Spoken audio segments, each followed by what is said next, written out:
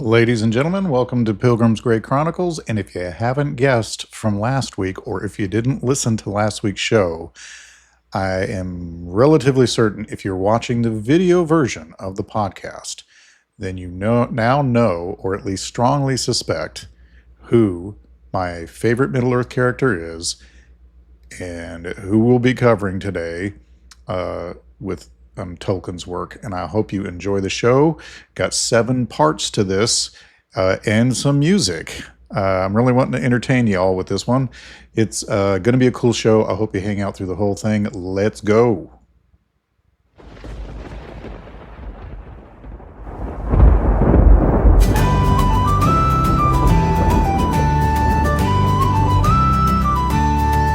Coming from the wild, from the rain and the stone, where the wind has no name and the traveler's alone. There's warmth in the fire and truth in the tale of the watcher who walks where the bold-hearted fail.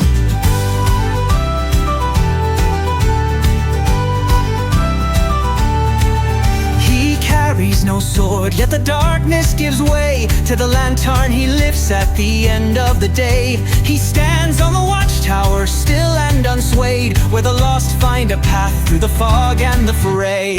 Pilgrims Grey, oh steward of lands, you carry the light in your weather-worn hands. A tale at the hearth, a guide through the night. You open the gate between the wrong and the right.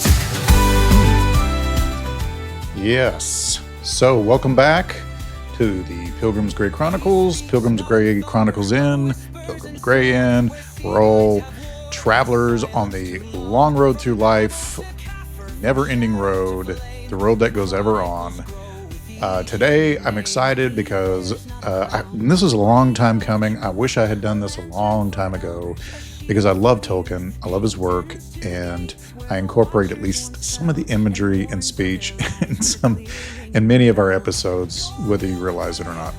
And so I want this to be a place where fellow travelers through life along our own hard road are welcome to the Pilgrims Grey Inn, our podcast. It's a place for wanderers, watchmen, lovers of deep story. If you're here because you love Tolkien, then you're among friends. If you are here because you've walked with us through older roads, tracing ancient wars of light and shadow, then tonight you'll recognize something familiar. This episode is for those who know Middle-earth is not escapism, but inheritance.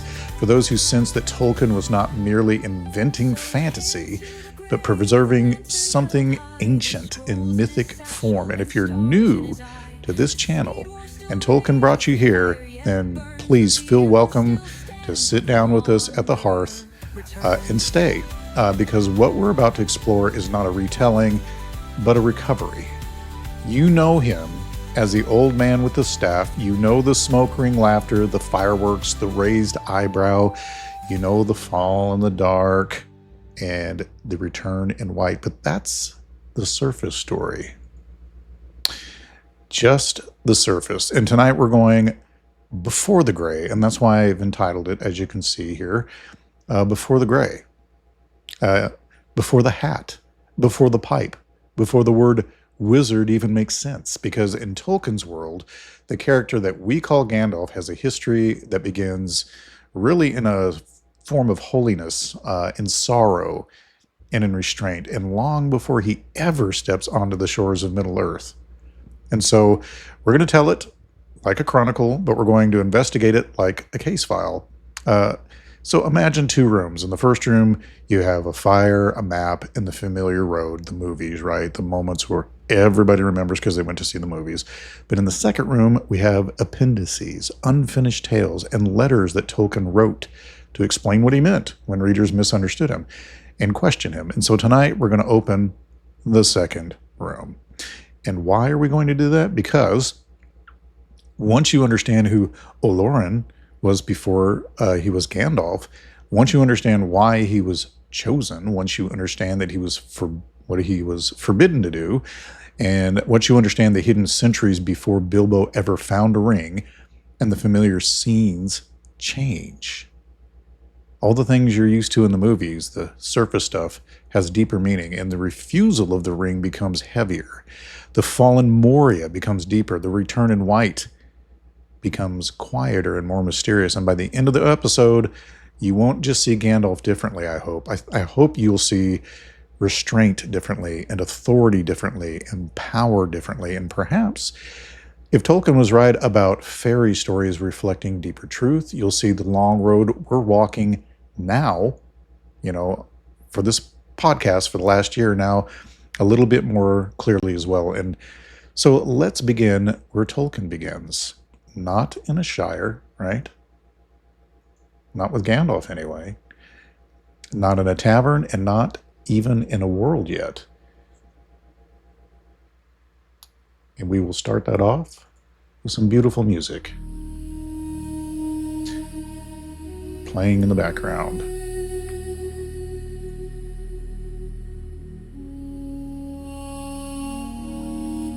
So, before Middle-earth had mountains, and before seas were poured into their beds, and before elves opened their eyes beneath starlight, Tolkien tells us there was music. Not metaphorical music, and not decorative background, but music as architecture, as ontology, and music as the blueprint of reality itself. In the Ainulindalë, or the music of the Ainur, Tolkien does not begin with clashing swords or dark fortresses. He begins with harmony. The One, Iluvatar, Eru Iluvatar, brings forth the Ainur, the Holy Ones, and he gives them themes.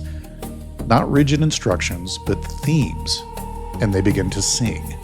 And their singing is not passive worship. It is a sort of participation. It's what Tolkien later called sub-creation. But among them arises one who desires something more than harmony, Melkor, who seeks to increase the power and glory of the part assigned to himself.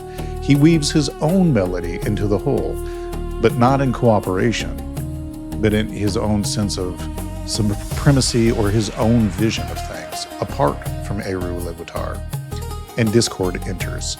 So the harmony begins to fracture.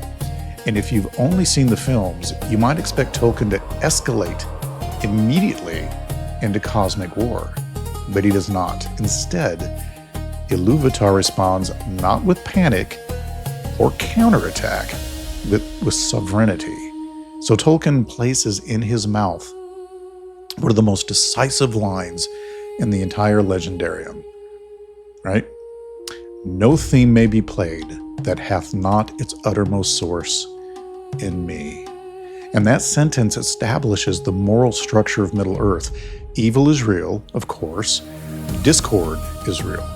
Melkor's rebellion is not illusion, but it does not exist outside the providence of Eru Iluvatar. It cannot outrun the design from which it sprang. Then Iluvatar speaks the word that transforms vision into reality. Yeah, let these things be. And with that utterance, what was sung becomes reality. The Ainur behold a vision, and then they descend into it. But here's something subtle and foundational when they enter the world. They do not become gods, they become stewards. Even the greatest among them, the Valar, govern only what they did not originate. And that principle, delegated authority, will echo all the way down to Gandalf's refusal of the ring. And so, among those who enter Arda are the Valar, the great powers who shape sea and stone and wind and light. And beneath them are spirits of lesser degree, the Maiar. They're not necessarily lesser in purity or holiness, but they are lesser in scope. And among the Maiar, Tolkien quietly names one who does not command oceans or raises mountains. He writes, quote, wisest of the Maiar was Olórin. Not strongest, not the mightiest, wisest. And already Tolkien is leaning away from spectacle, wisdom over force, restraint over domination. And he places Olórin not in halls of flame or towers of authority, but in the gardens of Lorien in Valinor, a realm of vision, reflection, and rest. Olórin walks there. He moves in quiet places and he learns. And Tolkien ties him most closely not to the warrior of Valar, but and not to the smith and not to the king, but to Nienna. I assume that's how you pronounce it. There's a quote where he says, "Of her he learned pity and patience." And here's somebody's idea of her, if I can find it. Kaboom! There she is in the background. Get you a good picture of it there. Now, Nienna dwells in sorrow, not despair, but sorrow that refines, and she weeps for the wounds of Arda, or Middle-earth, really. She does not deny grief. She studies it. She teaches endurance within it, and she teaches that suffering can become wisdom instead of bitterness. And Tolkien says, Olórin learned from her. That detail is not decorative. It is formative for him. When Gandalf later speaks mercy over vengeance, when he warns Frodo that pity stayed Bilbo's hand, and when he refused to deal out death and judgment, those instincts were not improvised in the Shire. They were formed in the presence of one who understood grief without surrendering to it. And then Tolkien adds a quiet line that kind of changes how we see Gandalf entirely. He walked among them unseen. Unseen. Olórin's earliest mode is not, some powerful, glorious figure. It's invisibility. He moves among the elves, strengthening hearts quietly. He inspires, he prompts, he kindles. He does not dominate. He's not forceful. He's not commanding or authoritative. He does not replace the will of others. Instead, he fortifies it. And now, something begins to click. Centuries later, when the Istari are sent into Middle-earth and are forbidden to reveal themselves in forms of majesty, that limitation is not punishment, it is alignment. The Grey Pilgrims' restrictions in the Third Age match Olórin's character in the Blessed Realm. He was never meant to conquer by unveiling raw power, like wizards in most places, throwing around fireballs and stopping time, all these crazy things. He was meant to awaken courage in those who would fight for themselves. So before there was Gandalf the Grey, before there was Mithrandir, before there was the White Rider, there was Olórin, wisest of the Maiar, student of sorrow, walker unseen, kindler of hearts, and that is the soil and foundation from which the Grey Wanderer grows, right? Look at them happy together. Doesn't look very sorrowful there, does she? So, let's continue. Here we go into Act 2, where I'll get some more music going for y'all. Come on, baby. Fire it up. So by the time the Third Age dawned, Sauron has already fallen once. He has been defeated in open war. Numenor was drowned. The Last Alliance has broken his body, but in Tolkien's world, evil does not disappear simply because it has been struck down. It withdraws, and it waits, and it reshapes itself. And I know a lot has happened between there and this particular story, but in 90 minutes I can only cover so much, and I'm wanting to just touch upon the portions that I remember and I'm attached to with Gandalf, and why he's my favorite character. I could fill hours with the shows on his character, but I just want to encapsulate in this 60 to 90 minutes, probably closer to 90, who he is and why I like him and what I think about him.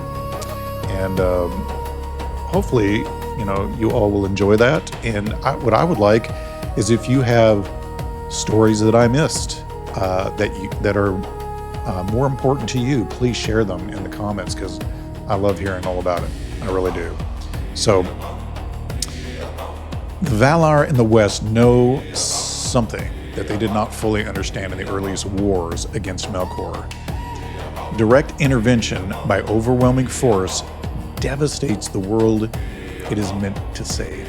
In their struggle with the first Dark Lord, mountains were broken, seas were reshaped, entire lands were wounded or went underwater. Victory came, yes, but the cost was written into the bones of the earth itself. And I wanted to find, I like that picture of them there. There's what I'm looking for. Them singing at the beginning of the world. And that's what is called the creation epic there, Ainulindalë. So, when Sauron rises again in shadow, not yet openly crowned but gathering power quietly, the Valar do not send armies, and they do not descend in unveiled glory. They choose a different strategy, and they send emissaries. But Tolkien is careful to define exactly what that means. The Istari are not spirits playing dress-up, right? They are not angelic beings pretending to be old men while secretly retaining unlimited power. They are, in Tolkien's own words, quote, clad in bodies as of men, real and not feigned. Now, what does that mean, real and not feigned? Well, that phrase matters because it means their embodiment isn't just theatrical, it's ontological. They experience hunger, they tire, they feel fear, they experience doubt, they can suffer, and they can fail. And this is crucial because if Gandalf were merely pretending to be old, then his weariness would be an act. His pain would be cosmetic. His fall in Moria would be just an illusion. And for those discovering it for the first time, sorry, he falls. Spoiler alert. But Tolkien insists otherwise. These bodies are real. The wizards are diminished on purpose, and they are further restrained. Tolkien tells us they were forbidden to reveal themselves in forms of majesty. They are not to walk Middle-earth as blazing archangels, and they are not to terrify kings into obedience. So, they are supposed to persuade, right? They're not to dazzle the free peoples into submission by overwhelming with spiritual spectacle, right? And they must counsel, and they must endure, and like I said, persuade. And then comes the boundary that explains nearly every restraint Gandalf practices across the ages. They are forbidden to match his power with power, even against Sauron, especially against Sauron. And that sentence reshapes the entire War of the Ring. The wizards are not sent to defeat Sauron by superior magical force. They are sent to prevent despair from consuming Middle-earth long enough for its peoples to resist. They are catalysts, not conquerors. In letter 156, Tolkien steps outside the narrative and clarifies their mission plainly. Their task, he says, was to, quote, train, advise, instruct, arouse the hearts and minds, unquote. That is not the language of domination. That is the language of formation and encouragement. The wizards are teachers, advisors, awakeners. They are there to stir courage in others, not to replace it and take over. And embedded within this commission is a risk, of course. If you send beings of great power into a world where power corrupts and you bind them into weakness, you're creating a test of sorts, right? A test of humility, a test of patience, a test of whether they will remember they were sent not to rule, but to serve. And some will remember, and some will forget, right? So this is where the contrast between Olórin and Cuomo begins to take shape. Saruman arrives skilled, knowledgeable, confident in lore. He studies rings, he studies devices, he studies the mechanisms of power. And slowly, almost imperceptibly, he begins to believe that the way to defeat domination is to control it. He believes he can wield power safely.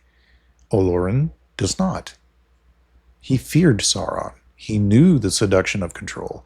He understood the danger of believing oneself strong enough to remain pure while grasping ultimate authority. So the limitations placed upon the Istari are not arbitrary. They are moral safeguards. They are constrained because unconstrained power tempts even the wise, which is why Gandalf's later refusal of the ring is not a spontaneous act of humility. It is the logical culmination of the commission he received while in the West. And he was never meant to match power with power. Although he could have, he was certainly strong enough. He was meant to awaken resistance in others, and he was meant to be a fire that kindles, not a blaze that consumes the enemy. And that is why, for centuries, he will wander rather than rule, and he will counsel rather than command, and he will strengthen kings rather than become one himself. And sometimes impatiently and frustratedly so, right? Those are some of my favorite parts of Gandalf, is his grouchier moments when he's, is like, time is wasting, folks, and you're acting like a bunch of screw-ups. Let's go. So the Istari commission is not about magic. It is about restraint. It is not about overwhelming darkness with brighter force.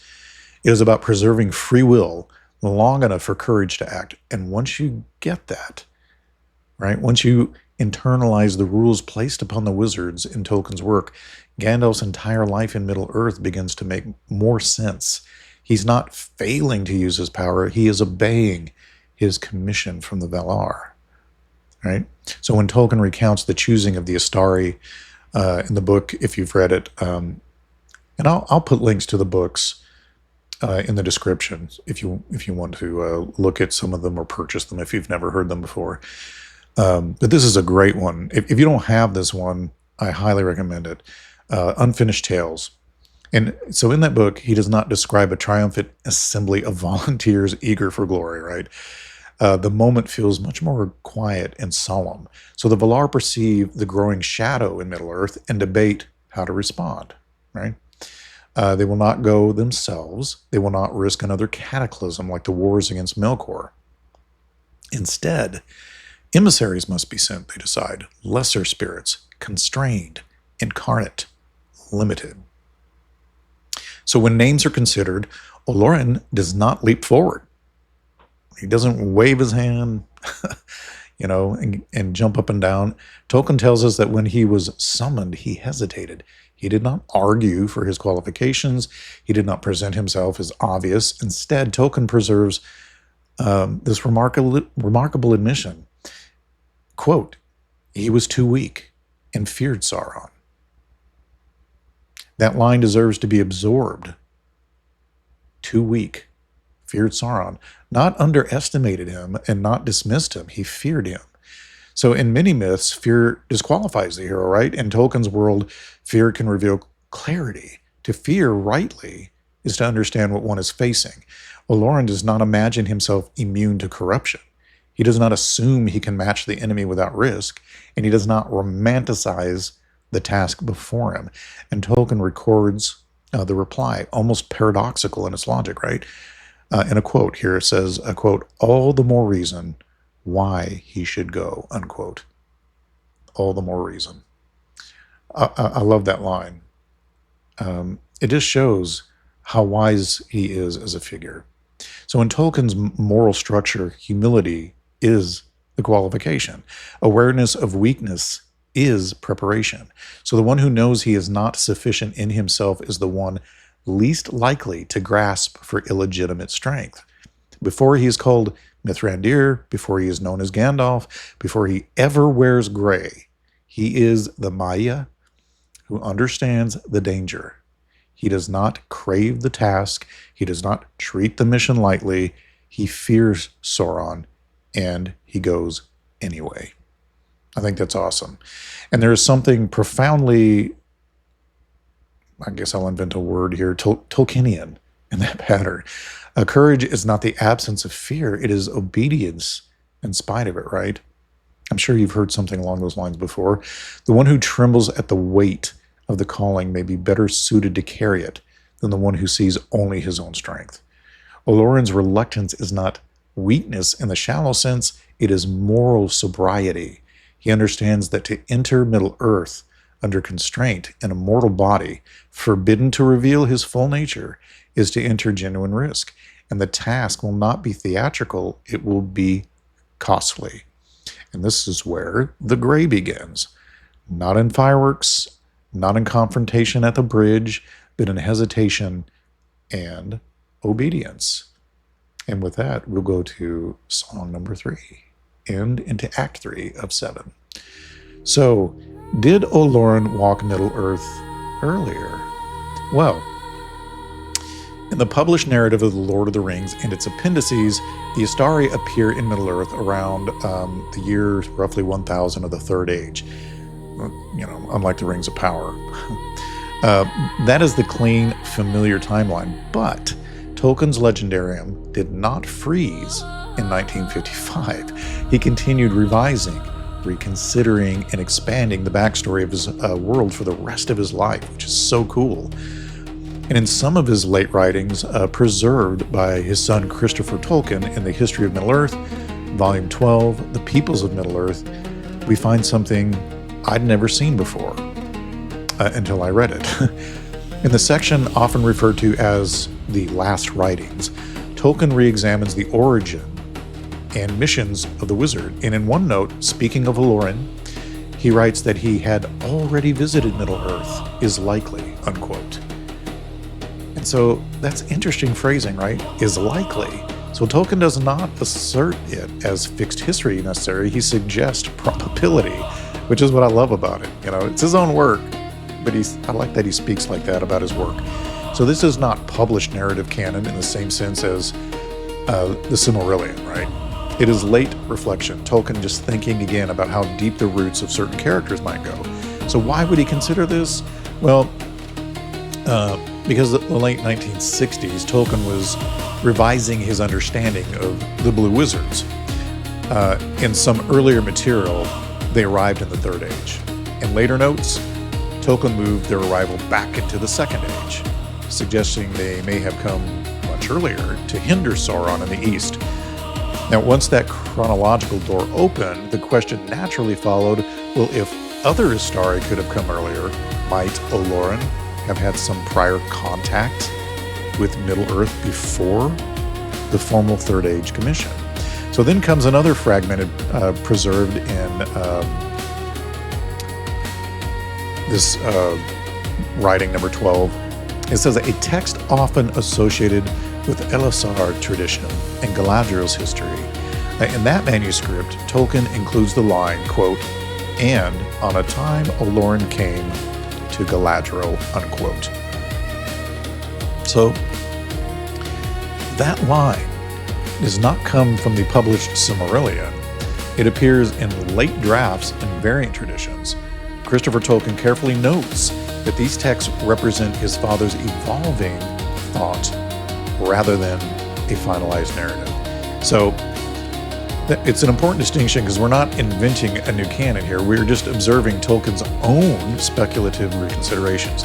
He allowed himself to imagine that Olórin may have walked Middle-earth earlier, not as Gandalf the Grey, not under constraint as one of the Istari, but maybe as the Maiar. He always was, right? Moving quietly, unseen, strengthening hearts through counsel. And if you notice, and by the way, many of you who are familiar with the fact that we covered the biblical seed war might see parallels here. You might find interesting. I know I do all the time. I know Tolkien didn't necessarily mean them, but sometimes because we're dealing with archetypes here, it just does.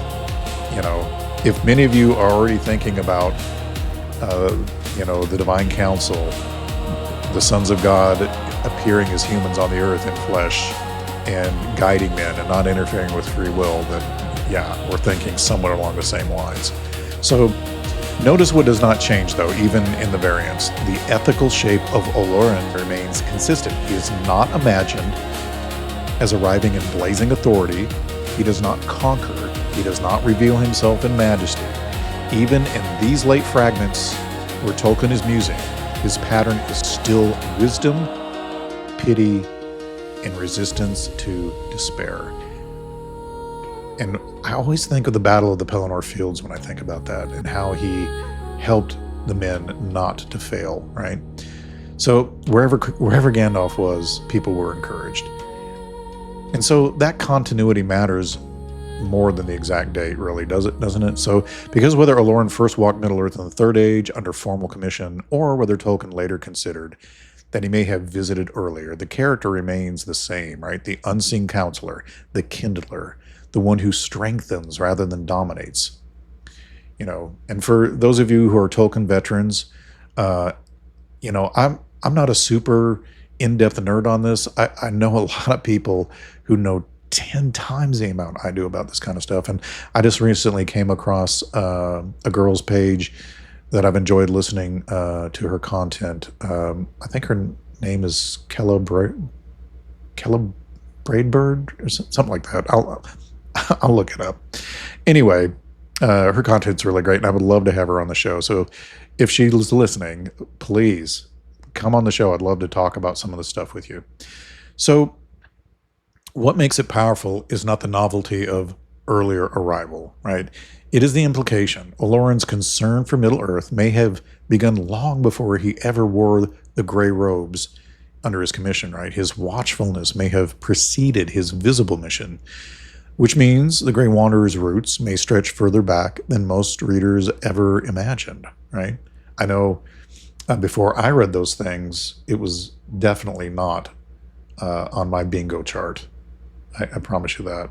I had no idea until I read some of these things. So with that in mind, let's go to the Grey Havens, where I would love to visit. I love the sea and being near it, but for myself, I don't like being on a boat that is no longer inside of land. Is that weird? It freaks me out. So let's go into the Grey Havens, right? We step onto firm chronological ground now. Whatever Tolkien later reconsidered in drafts and late notes, the published tradition is clear. In The Lord of the Rings, Appendix B, under the Tale of Years, Tolkien writes, they first appeared in Middle-earth about the year 1000 of the Third Age, right? That's definitely not speculation. It is the canonical timeline anchor. Right around the Third Age, 1000, the Istari arrive. But Tolkien does not introduce them like conquering angels, of course. He does not describe a blaze of unveiled glory descending from the west.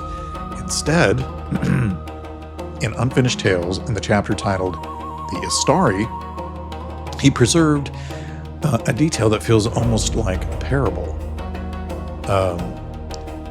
Here's a quote. Quote, "The last came one who seemed the least," unquote. That is Tolkien's phrasing. Not tallest, not the most radiant, not the most commanding, the last who seemed the least, unquote. So already Tolkien is shaping how we are meant to see Gandalf, right? And so Saruman arrives first, robed in glorious white, bearing authority, chief of the order, but the one who will matter most to the fate of the Third Age appears unimpressive. Gray-haired, clad in worn garments, leaning on a staff, elderly in appearance, mortal in form. And here at the Grey Havens, Mithlond, under the guardianship of Círdan, the shipwright, something extraordinary happens. Círdan perceives what others do not. And again, this is preserved in Unfinished Tales. Please read it, you'll love it.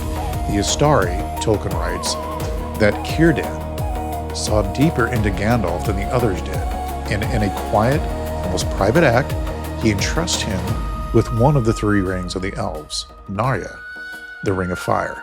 Now, this is not stated in the main narrative of The Lord of the Rings, although you see it on the bridge, right?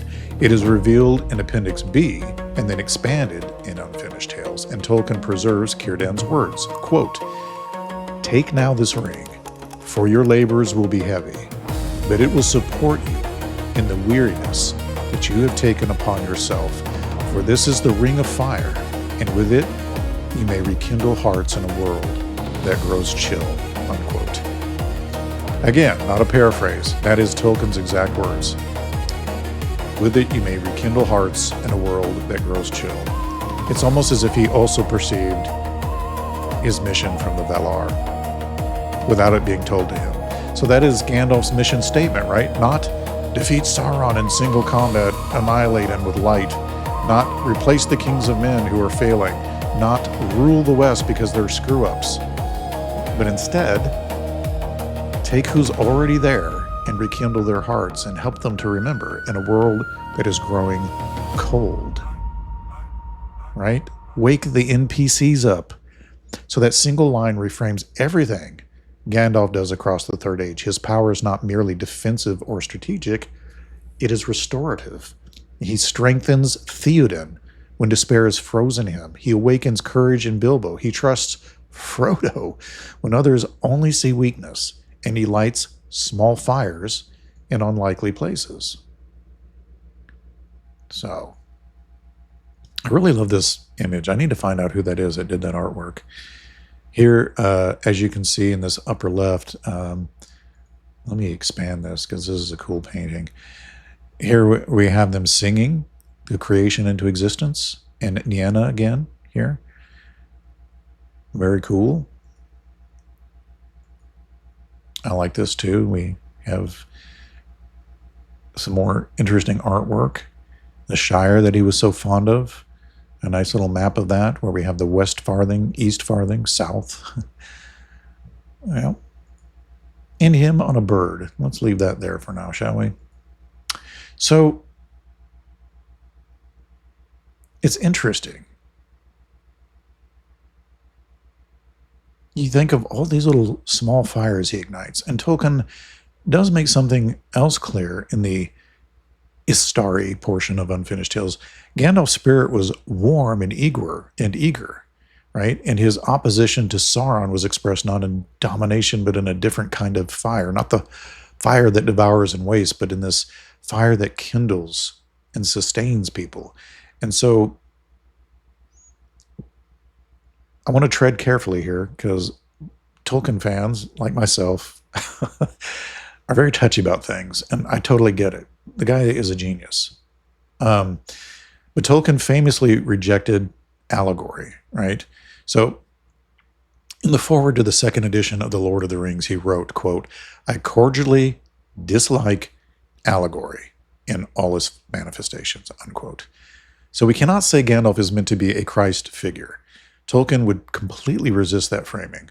But Tolkien also wrote that his work was, quote, "fundamentally religious and Catholic," unquote, and that myth can reflect and contain truth without becoming direct allegory. And when you hear Círdan's words, rekindle in a world that grows chill, it's difficult not to hear archetypal resonance, right?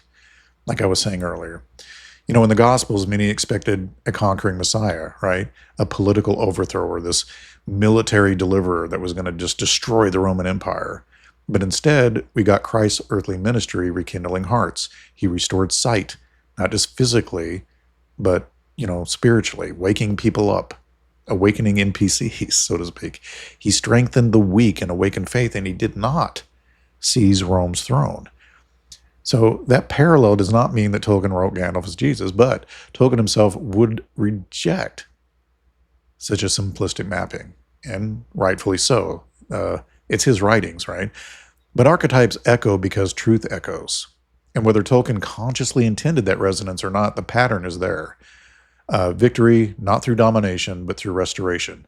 Not through spectacle, but through kindling. Not through seizing power, but through strengthening the humble. Here's a map. And here's a council. We'll leave it on the council for now. So, for Tolkien fans, this is where the legendarium kind of deepens, because once you see Narya not as a magical accessory, but as a vocation or part of his charge, right? Gandalf's entire long labor in Middle-earth begins to make way more moral sense too. So the Grey Wanderer is not just wandering aimlessly, right? Not all who wander are lost. He's tending embers, and he has been doing it for 2,000 years, right? Before the major stuff starts to happen. We have to remember that. 2,000 years. So let's get into that, right? The long watch of that 2,000 years, because a lot happens, right?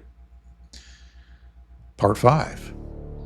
So, from the year 1000 of the Third Age to the fall of Sauron in 3019, Gandalf's mission spans more than 2,000 years.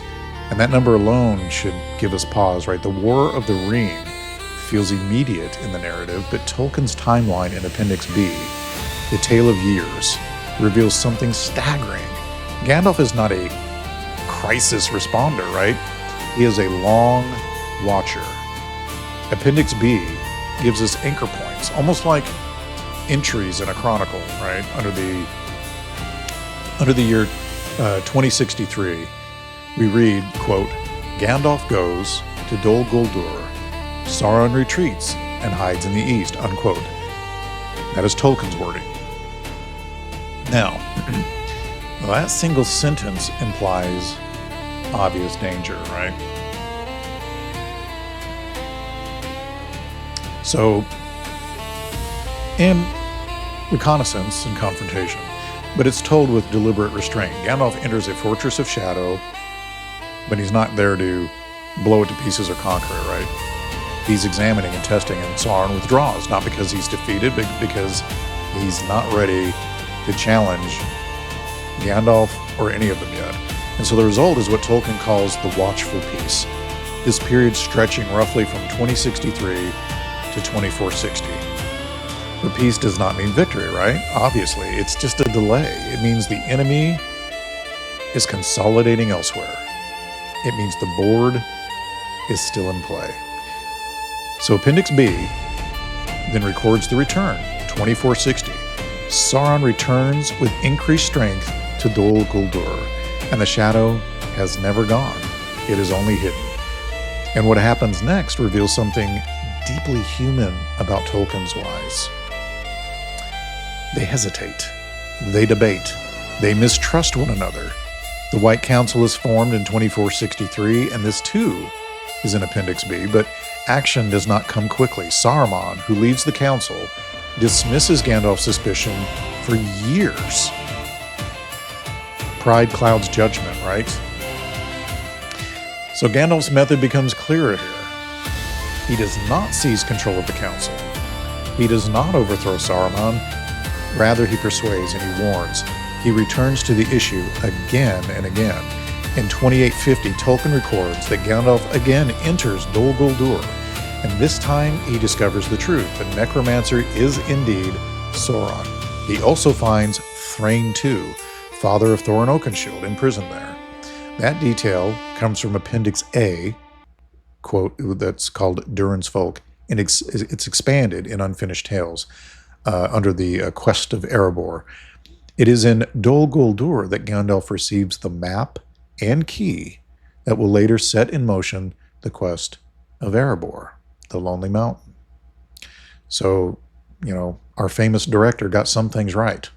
So that is not coincidence, by the way. It's a strategy. In 2941, Appendix B states simply, quote, Saruman agrees to an attack on Dol Guldur, unquote.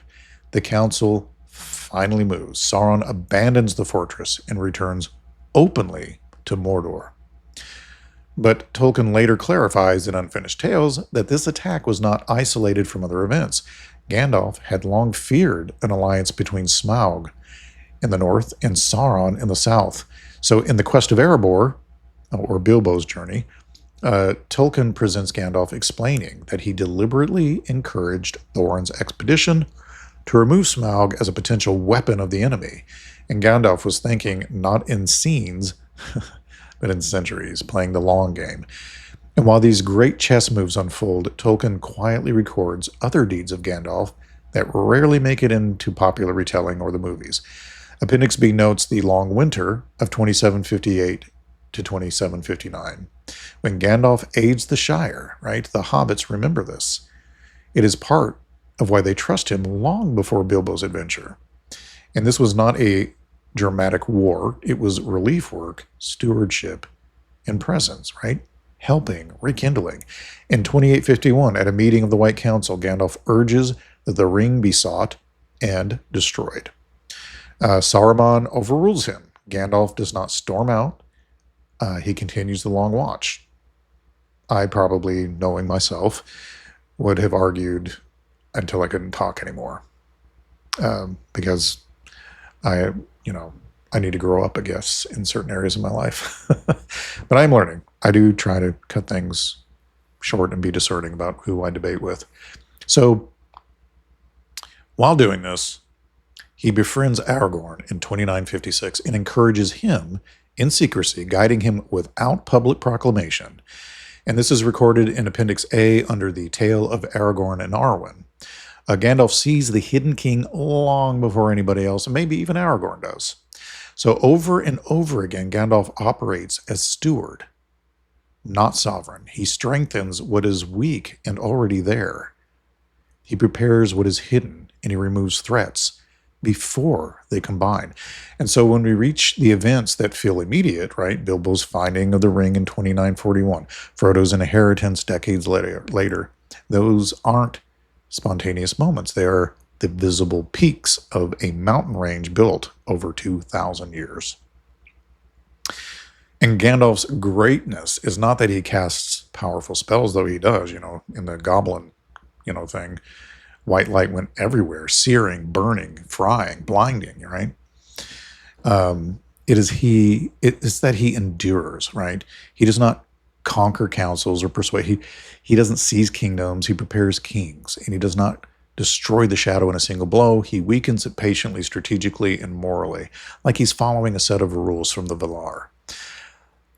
And by the time the War of the Ring arrives, Gandalf is not improvising. He is executing a long, faithful, arduous watch. And part of that is his refusal of the ring, which is Act 6, that we will get into now with some more cool music.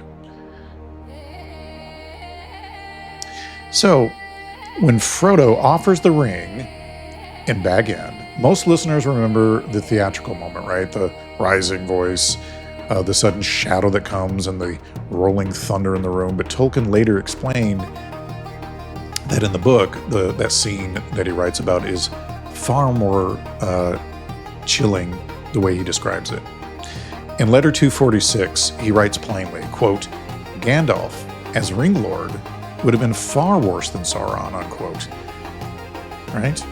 And he's not exaggerating at all, and it is not just some casual flippant thing he writes. When Tolkien means is this: Sauron desires domination openly. He wants control, order, submission. His evil is naked and obvious, but Gandalf, if he took the ring, would begin with the intention of doing what is good. He would desire to set things right, to end suffering, to force peace. And that is precisely the danger, right? We're from the government, and we're here to help you. So, because the ring does not simply amplify strength, right? It amplifies will. It magnifies the desire to impose one's vision upon the world. And a wise, compassionate being with immense willpower could, under the ring's influence, justify increasingly harsh measures for the greater good. And so Tolkien explains elsewhere that the ring would have corrupted Gandalf, but not by turning him into a fire-breathing tyrant overnight. It would have twisted his desire to heal into a demand to rule. In other words, Gandalf's danger was not that he would be cruel or cruelty. It was righteousness weaponized. And that is why his refusal is so important. It's not just modesty or humbleness. It's not self-doubt. It is fidelity to the mission established in Unfinished Tales, right, where the Istari were forbidden to match his power with power. And Gandalf understands that to take the ring would be to violate the very terms of his commission, amongst other things. So he doesn't refuse because he lacks the strength. He refuses because he understands power all too well. So the temptation scene then is not simply dramatic tension. It is the culmination of 2,000 years of discipline, right? A Maiar formed in pity by Nienna, bound in embodied limitation, entrusted with Narya to rekindle hearts, not to command and force them. So if he takes the ring, the entire architecture collapses, and that is why the room darkens when he speaks, because he's telling the truth. He would become terrible. and enforce his will, whether you whether you wanted it or not. You know, it kind of reminds me of that AI story that we covered last week, where the guy instructed his Claude bot to go out and save the world, the environment, and this thing literally started sending out messaging and doing all these things, and so the guy had to wind up trying to shut it down. But it basically told his human that this mission is more important than you or anything else. It wouldn't let him shut it down. He wound up having to destroy his computer to stop it. Really, really interesting and crazy. If you haven't heard that show, you should really check it out. But with that, let's go ahead now and move on to our final act, Act 7, dealing with Moria, death, and the authority beyond the Valar. And those of you who are experts on the subject know who I'm referencing. So, Act 7 music. In Moria, Gandalf does not faint. He does not vanish in smoke. He does not escape dramatically. He fights a being of his own order, a corrupted Maiar, a Balrog of Morgoth, and he expends himself fully. He falls, and Tolkien makes clear that when he falls, he truly died.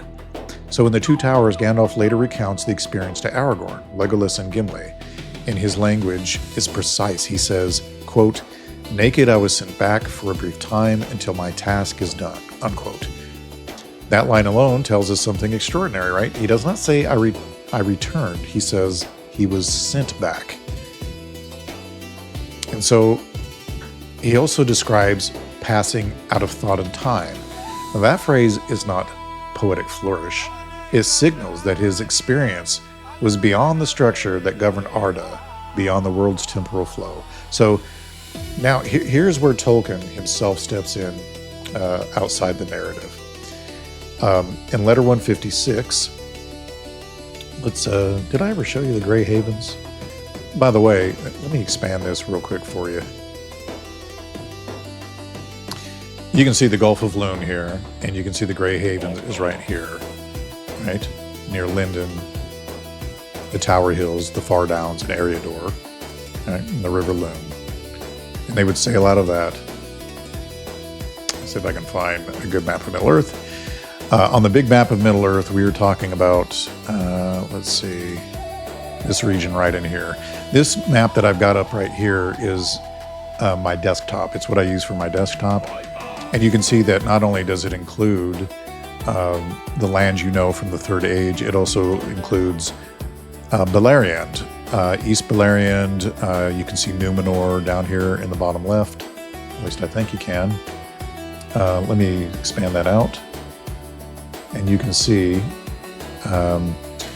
Numenor fell and is under the water, and now because of the warfare with Morgoth and other things, this entire region from these mountains on the western shore of Eriador, which is now a coastline, everything west of there fell into the sea. Pretty terrible. All right. Since we're on the end, we'll show him walking away. How's that? Yeah. All right. The singers agree. So, in The Two Towers, again, we hear that he says that he is returned, right? And that he goes out of thought and time. So in this letter, 156, responding to a reader's theological questions, Tolkien clarifies that Gandalf's death was real, and that his return was not something arranged by the Valar in the ordinary sense. He writes that Gandalf, quote, really died, unquote, and that his return was an act of authority beyond the gods of the world, meaning, of course, beyond the Valar. And so Tolkien says explicitly that Gandalf passed out of thought and time, and that his restoration was not within the normal governance of those powers, right? Which is a massive statement, because in Tolkien's cosmology, the Valar are not ultimate. They are great and powerful. Think of them as the Greek titans or gods, but they are created. They do not control life and death absolutely. Only Eru Iluvatar does. So it's sort of the Yahweh of the Silmarillion. So when Gandalf is sent back, Tolkien is signaling that the intervention comes from the highest authority in his mythology. But Tolkien is also careful not to turn this into a direct allegory. So in letter 181, he insists that Gandalf's return is not the resurrection of Christ in fictional form. In fact, he says it is not really the same thing at all. Tolkien resists, of course, one-to-one allegory. Yet he does allow resonance. And here's the key distinction. Gandalf's return is a reinstatement of mission, not the redemption of the world. He's sent back until his task is done. His authority increases. He becomes Gandalf the White, but his vocation remains the same. Right? He does not claim a throne. He does not seize rule. He restores Theoden. He counsels Aragorn. He breaks Saruman's staff, and then he steps aside. And then Tolkien also explains in letter 156 what he means by the wizards being incarnate. He says that by incarnate, he literally means capable of pain and weariness and fear. And Gandalf's embodiment was real. His suffering was real. His death was real. And so his return carries weight because it follows genuine sacrifice. It was real to Gandalf. It hurt. And so the transformation from gray to white is not a power upgrade. It is a renewal of commission. Saruman, who fell through pride, is stripped. Gandalf, who remained faithful, is confirmed. By the way, the dialogue between Saruman and Gandalf and others is brilliant. I love it. But also notice this, even after returning with greater authority, Gandalf does not dominate. He does not command armies again as some sort of supreme ruler. I mean, he does aid in battle and so on and so forth, but he continues the same pattern we traced from Valinor: wisdom, restraint, counsel, kindling hearts. So the gray is still there inside the white. So the Long Watch continues, but now with urgency, right? Tolkien wrote, quote, "Not by the gods, for he passed out of thought and time," unquote. So Gandalf returns as the White, but he does not return as a king. He raises Theoden out of his stupor, right? Almost like a possession from Saruman. He counsels Aragorn. He breaks Saruman's staff. And again, like I said, he steps aside. His mission really never changed. So Tolkien acknowledged that some readers hear a gospel resonance in Gandalf's death and return, but he refused to reduce it again to allegory. Again, like letter 181 says, it's really not the same thing at all. But one thing I do want to say is that Tolkien did believe something profound about myth. After a late-night walk with C.S. Lewis in 1931, a conversation that would deeply influence Lewis's eventual conversion, Tolkien wrote a poem called Mythopoeia. I think that's how it's pronounced. In it, he rejects the idea that myth is a lie. Instead, he argues that myth is a refracted light, a splintered beam of a greater truth. And in that poem, he writes words that matter here. He says, quote, "The heart of man is not compound of lies, but draws some wisdom from the only wise, and still recalls him." And then, speaking of Christianity, Tolkien writes something breathtaking. He says, quote, "The Evangelium has not abrogated legends. It has hallowed them. Christ is the true myth." And that is Tolkien's language. It's not an allegory or a replacement. It's his own words, fulfillment. And he believed that the gospel was not the destruction of myth, but the myth that became fact, the story that entered history for real. Which means when we read Gandalf or Frodo or Aragorn, we're not reading competitors to scripture, we're reading subcreations, right? Reflections, echoes, fragments of a greater light. And Tolkien himself explained in letter 131 that he was a, quote, sub-creator, unquote, working within a world made by another, right? And sub-creator matters, right? It's not ultimate author, not divine originator, but a steward of story. And that brings us back to the gray archetype. The Long Watch the hidden labor, the refusal to seize power even when power could be justified, the courage to kindle small flames in cold places like little hobbit people, or people who are despairing, right? And that is why I and others love Gandalf, and that is why this podcast leans into the imagery of an inn. You can see it behind me. That's the Pilgrims Grey Inn. I mean, it's not, but, it's just AI art, but it's there, right? So this is not a gathering place. Well, it is. The inn is a gathering place on the road where we study maps of the world. Our candles burn low, as you can see on the walls. And watchmen speak honestly about the age, and that's you all. When you come and you email me or leave messages or whatever, it's not escapism, right? But it's formation. Olórin was sent not to dominate, not to replace kings, but to rekindle hearts in a world that grows chill. And Tolkien believed every storyteller, every craftsman, every faithful steward operates in that same pattern or capacity on a smaller scale, whether it's me and my podcast or what you do. Even if it's something as simple as, commenting on this post, liking it, sharing it, leaving a review, whatever you do, or whatever other things you do, taking care of your animals at home. We have goats outside. We take care of our goats.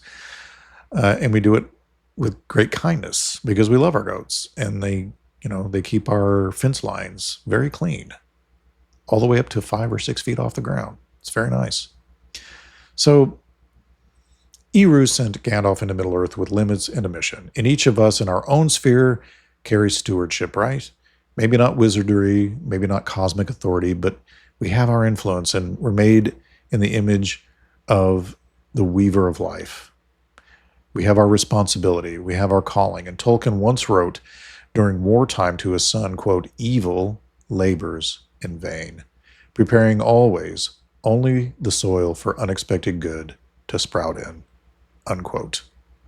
That immediately reminds me of the story of Joseph. So that is not naive optimism. That is hard-won hope. And if you're a Tolkien fan who also loves Christ, then you understand that bridge instinctively.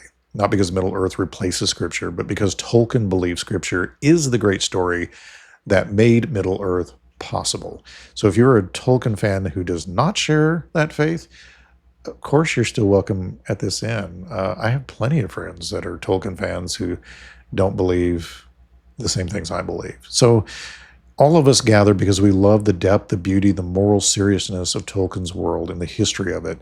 And we study it carefully and we honor it honestly. And if tonight rekindled something in you, or if it reminded you why Gandalf matters and how awesome he was, and I don't know, in this world, which isn't Middle-earth, sometimes when I think about Gandalf and the stories I've read, he may not obviously have meant in reality for our hearts to be kindled, but I feel like his task or his mission even works in our world, even though it was fiction. My heart gets kindled to spur on to do good deeds because of the character of Gandalf. It's why it's my favorite character, right? So anyway, if you found all of that beneficial, then please help us keep the inn lit, right? We've added a simple buy me a coffee link for those who want to support our work here and spread it out far and wide to an even further audience with greater reach. And again, no pressure. Anybody who's watched this podcast for the last year knows that I hate doing the call to actions. I just put it out there because many people have asked, what can I do to help support you? And in fact, anything you can do that's like putting a log of fire in the end, whether you want to donate money or if you want to give a one-time gift. I think with Buy Me a Coffee, you can actually set up a monthly payment. And I'm planning on setting up a website where I do special things for people who do that. Like I plan to upload my PDF notes. I plan to put my transcripts up there, the music from certain episodes, our band's music. I'll also answer people's questions who are there, who are monthly payers, before I answer anybody else's.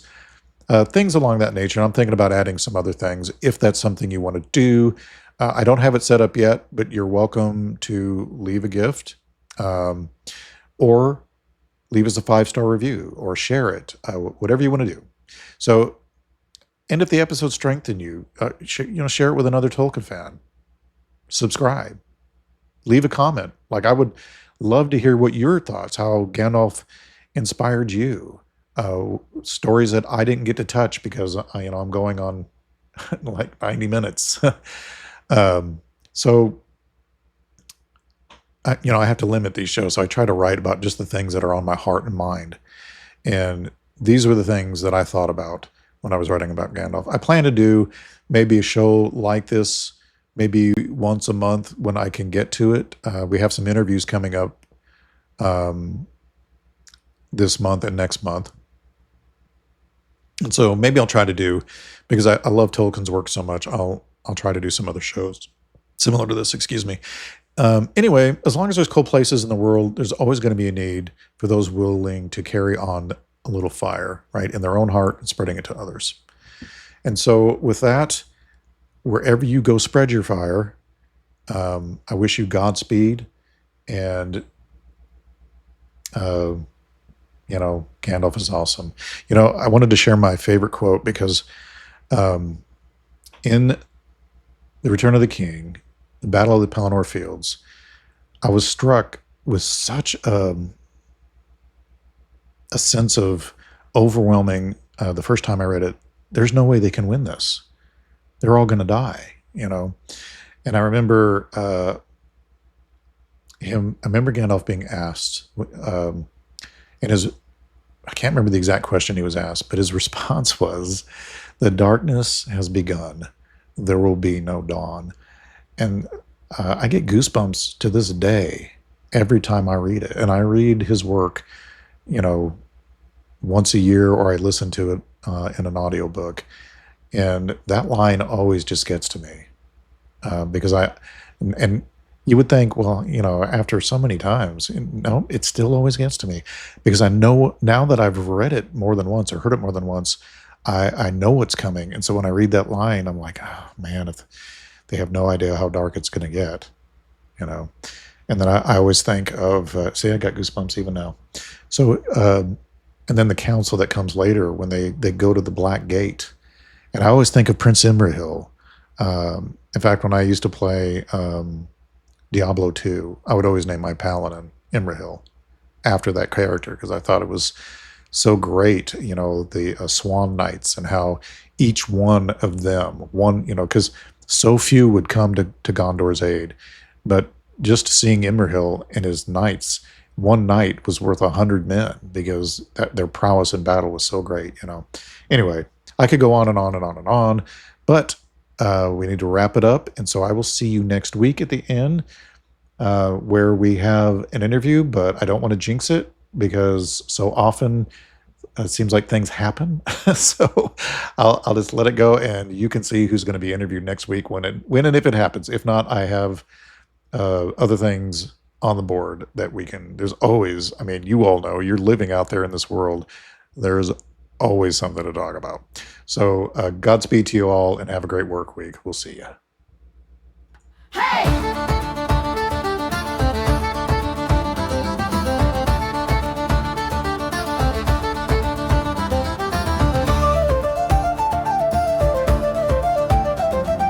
Gather round, ye travelers, lend me your ear.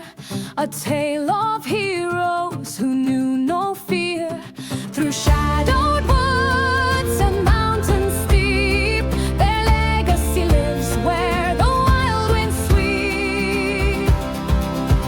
Raise your tankards high and sing for the grey pilgrims and what they bring to every corner. Their stories stay. Hail the chronicles of Pilgrims Grey.